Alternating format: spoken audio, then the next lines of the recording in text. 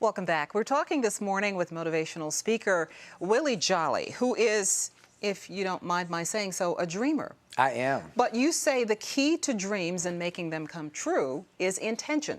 Yeah, you have to be purposely intentional. There has to be a very clear intention. This is what I am going to do. Not just a dream. Many people think of dreams as having no substance as well, but, you know, wish on a star, but a dream that has an intention, and then you break it down to goals, and goals are the steps to those dreams. The economy has been catastrophic to a lot of people, and you talk about catastrophes and how they can hit you and knock you down. Some people get up, some don't.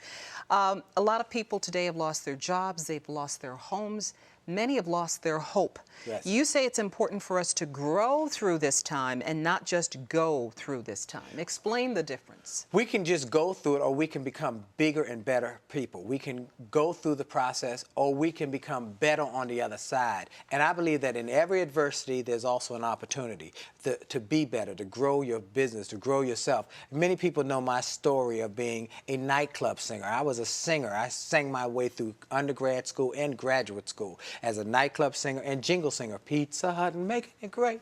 We work well together. News for and you. I sang many of the jingles that people have heard over the years. I was a singer. And so I paid my way through school, but one night in the nightclub, I got fired and replaced by a karaoke machine.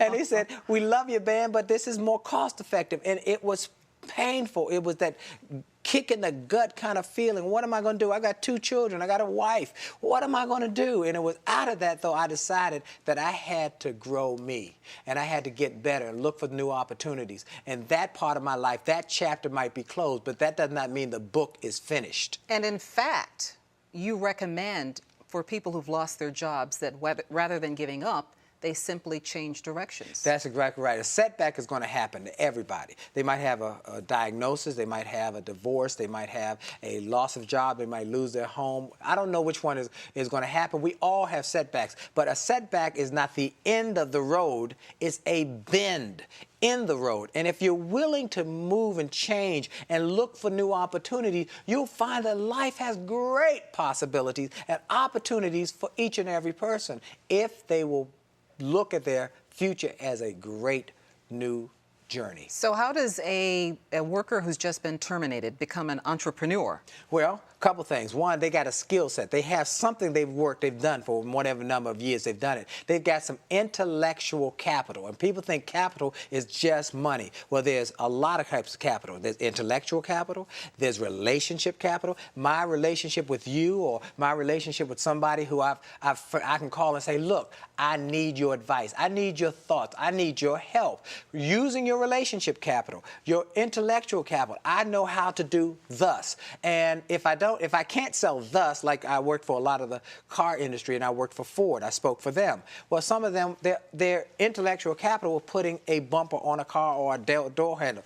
But they also had an intellectual capital of how this assembly line worked. Maybe I can take something that I do at home, like make a cake, develop my assembly line with cakes. People are buying cakes. That might be an option. Look at new options. I went to Ford to speak for Ford. I was their speaker of record for their reorganization in 2006 when they were trying to get people to take their buyout.